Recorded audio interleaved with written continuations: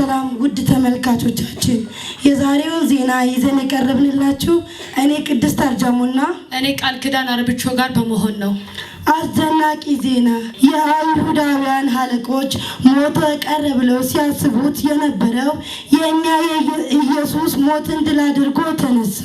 የአይሁድ አለቆች የእኛ ኢየሱስ ሞትን ድል አድርጎ ስለተነሳ እውነት ይህ የእግዚአብሔር ልጅ ነው ብለው መሰከሩ። ሰበር ዜና! የኢትዮጵያ ጠቅላይ ሚኒስትር ዶክተር ታምሩ ታምቡርቆ እንደዘገበው ሲቲናይልና ኢየሱስ የሚባለው ሁለት ቡድን ወታደሮች ነበሩ። ተስማምተው ወደ ሜዳ ገቡ። ከገቡ በኋላ የሲቲናይል ቡድኖች እውነቱን ውሸት ነው ብለው መሰከሩ። በመሰከሩም ጊዜ አንድ የናዝሬቱ ኢየሱስ የሚባለው የትንሣኤው ንጉሥ እውነትን ይዞ ወደ አደባባይ ወጣ። ከዚህ በመቀጠል ከቃል ኪዳን ጋር እንሰማ። ማስታወቂያ። የዜናችን ዋና ሀሳብ ኢየሱስ ክርስቶስ ሆስፒታል። በሆስፒታላችን ጭንቅ፣ መከራ እና ዘፈን፣ ሀዘን የመሳሰሉ ነገሮች የሉም። በሆስፒታላችን ያለው ኢየሱስ ክርስቶስ ከመላእክት ጋር ታጅቦ ሲመጣ ብቻ ነው። በሆስፒታላችን መብራት ሄደ መጣ አይጨነቁ። ኢየሱስ ክርስቶስ በደሙ ያበራልናል። ሆስፒታላችን ለ24 ሰዓት ሁሉ ጊዜም ክፍት ነው። በሆስፒታላችን ለ24 ሰዓት ክፍት ነው ያልንበት ምክንያት ኢየሱስ ክርስቶስ ያለመታከት ስለሚጠብቀን ነው።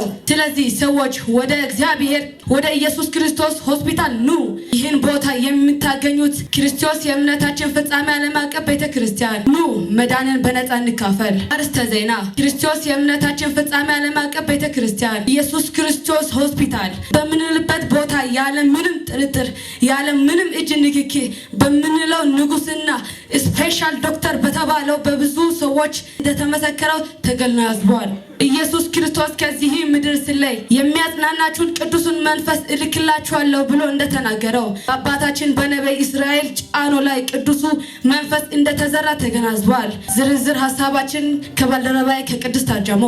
ከዚህ በመቀጠል ድራማና ክርስቶስ የእምነታችን ፍጻሜ ዓለም አቀፍ ቤተ ክርስቲያን መስራችና ባለራዕይ ከሆነው ከአባታችን ከእስራኤል ጫኑ ጋር ከጌታ በተቀበለው ጸጋ የእግዚአብሔር ቃል በኃይልና በስልጣን ይሰበካል። ለበሽተኞችም ይጸልያል።